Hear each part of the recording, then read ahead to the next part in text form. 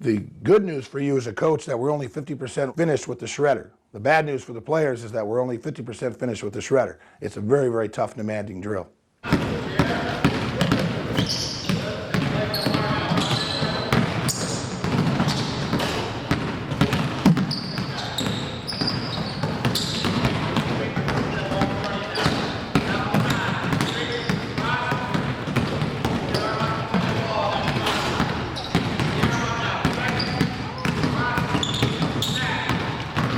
Okay, now your players have just finished up the freeway side of their ball handling and gone to their 2-foot power layup on the right side of the court and hustled over with their basketball behind the city side cones. Again, the city side working on quickness as opposed to speed on the freeway. And your players really need to know this, and as a coach, you need to really continue to hammer it home because they're coming off a drill on this freeway side where they're going extremely fast, and now you've got to get them thinking about being quick and low and explosive and quick turns and not speed. One of the biggest mistakes you can do is have your guys just fly through these cones.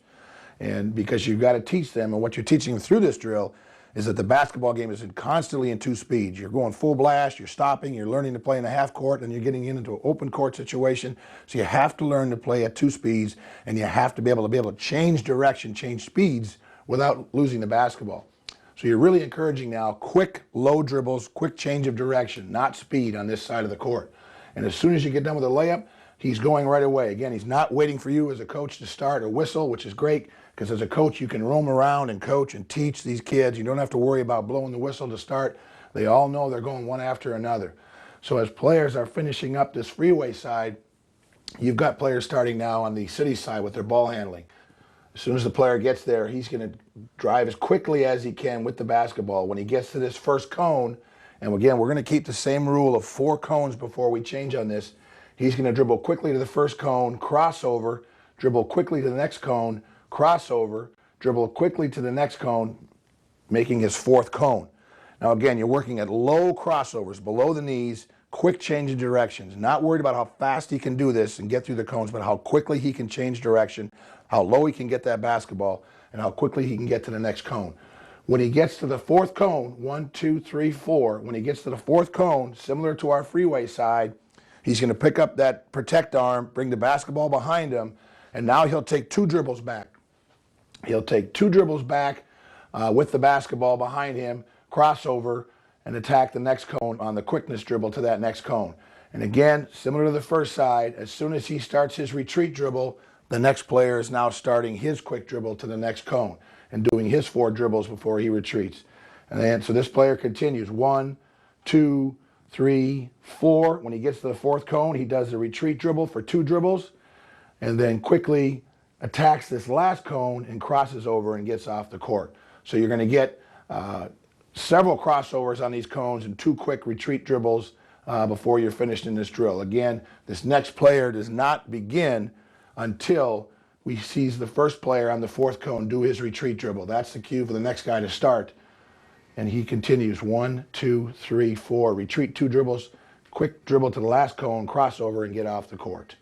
So that the entire team is following behind you. There should be no pile up because these 4 cone dribbles waiting before he retreats should be enough space to keep the drill moving smoothly.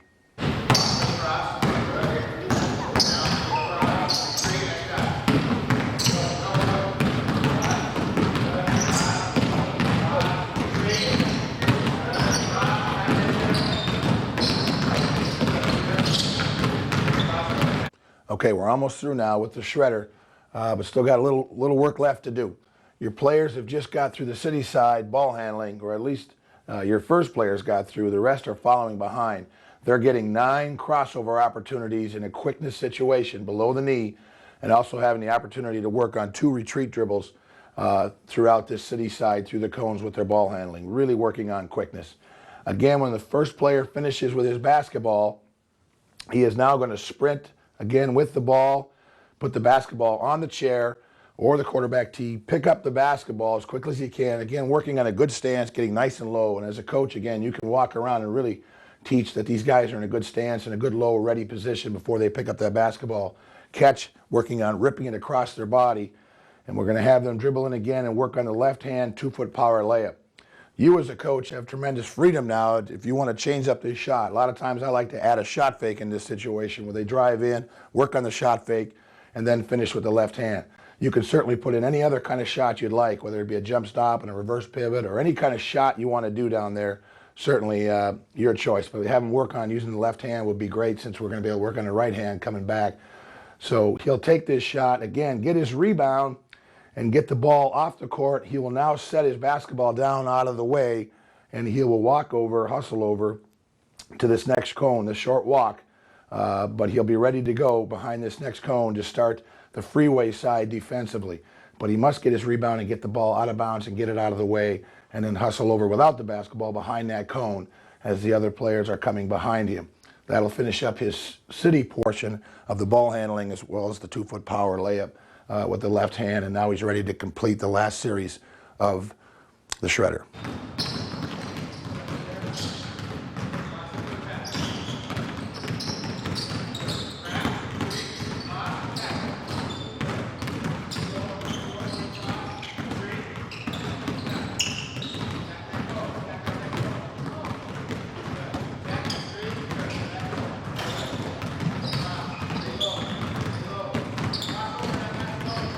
Okay, well, now we're going to show you our last series in this shredder drill.